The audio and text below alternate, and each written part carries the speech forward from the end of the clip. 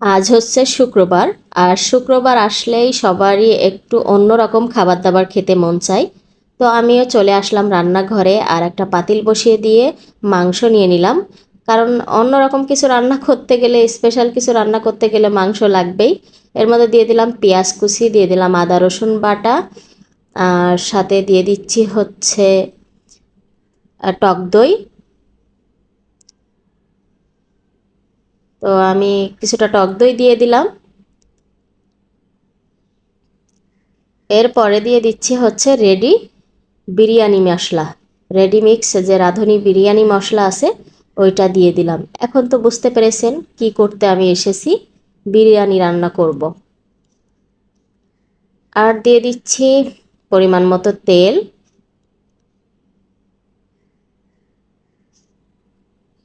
পরিমাণ মতো নুন দিয়ে দিলাম, সাথে মরিচ গুঁড়ো। এখন সব কিছু ভালো করে মিশিয়ে আমি এই মশলাতেই বেশ খানিক কষিয়ে নেব। মানে কোনো এখন পানি দেব না, পরে একটু পানি দেব, এখন কোনোভাবেই পানি দেব না। এটাই বারবার আমি কষাতে থাকব। তো দেখেন তেল ছেড়ে দিয়েছে, আমি কিন্তু কোনো পানি ব্যবহার করিনি, এটাতেই আমি কষাচ্ছিলাম। তো খুব ভালোভাবে একদম আমার কষানো হয়ে গেছে। আর এই ব্রয়লার মুরগির মাংস দেখা যায় দ্রুতই সেদ্ধ হয়ে যায়, মনে হচ্ছে কষানোতেই সেদ্ধ হয়ে গেছে। তারপরেও পানি দিয়ে একটু রান্না তো করতেই হবে। তো আমি একটু পানি দিয়ে দিলাম, দিয়ে খুব ভালো করে মিশিয়ে আমি এটা ঢাকনা দিয়ে রান্না করতে থাকবো।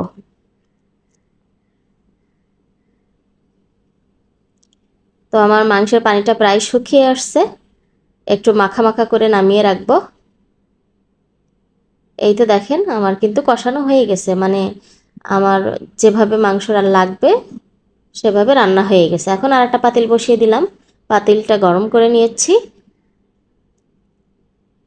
এর মধ্যে দিয়ে দিচ্ছি পরিমাণ মতো তেল,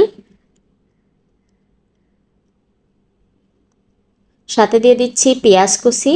আর পেঁয়াজটা আমি খুবই হালকা করে ভাজবো, কারণ আমি যদি খুব বেশি কালার নিয়ে আসি তাহলে দেখা যায় অনেক সময় পোলাওর কালারটা ভালো থাকে না। পোলাও না, আমি বিরিয়ানি রান্না করব। এখন চালটা খুব ভালো করে এর সাথে আমি ভেজে নিচ্ছি। এর মধ্যে দিয়ে দিচ্ছি ফালি করা কাঁচামরিচ, সাথে কিশমিশ দিয়ে আবারও আমি ভালো করে এটা ভেজে নিচ্ছি। বারবার করে চুলার আঁচ কমিয়ে এটা ভাজতে হবে। এর মধ্যে দিয়ে দিলাম আদা রসুন বাটা।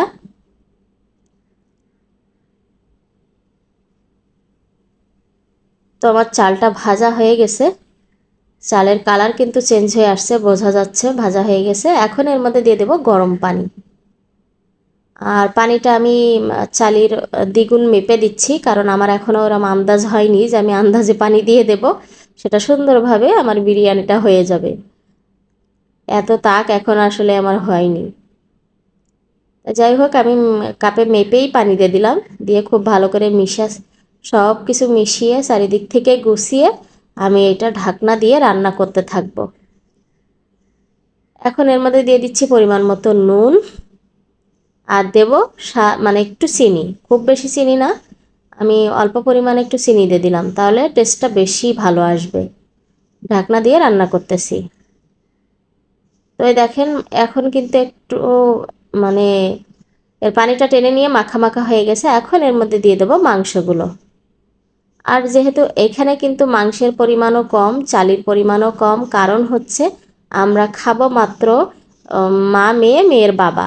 মেয়ে তো এইভাবে খেতে পারে না, তো দেখা যায় তিনজনের জন্য অতিরিক্ত রান্না করা আমার পছন্দ নয়। আর বাসি করে কোনো কিছু খেতে আমার ভালো লাগে না, এই জন্য আমি সবসময় সব জিনিস কম কম রান্না করি।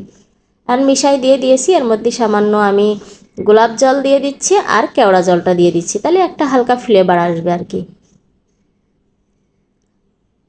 দিয়ে আর একটু মিশিয়ে আমি ঢাকনা দিয়ে এটা রান্না করতে থাকবো।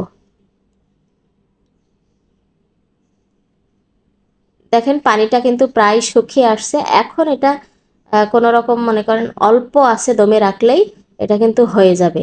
তো তার আগে আমি দিয়ে দিচ্ছি আর একটু বিরিয়ানি মশলা। এইটার কিন্তু দারুণ একটা ফ্লেভার দেয় এই কাঁচা মশলাটা পরে দিলে। তো আমি দিয়ে একটু হালকা করে মিশিয়ে আমি ঢাকনা দিয়ে এটা একদম লো আছে আমি অন্তত 20 থেকে 25 মিনিট এটা রেখে দেব। তাহলে সুন্দরভাবে চালটা একদম নরম সফট হয়ে যাবে। চুলোটা খুবই কম, মানে একদমই লো, কোনোভাবেই চুলো, কারণ এতে পানি তো নেই। ফাইনালি আমার রান্না বাড়া শেষ।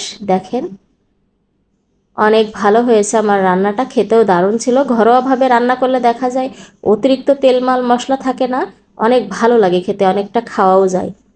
তো অলরেডি খেতে আমরা চলে এসেছি। আর এখানে নিয়ে নিয়েছি, আজকে আসলে শসা নেই, লেবুও নেই, তেমন কিছু করার নেই, যা আছে এটা দিয়েই চলবে।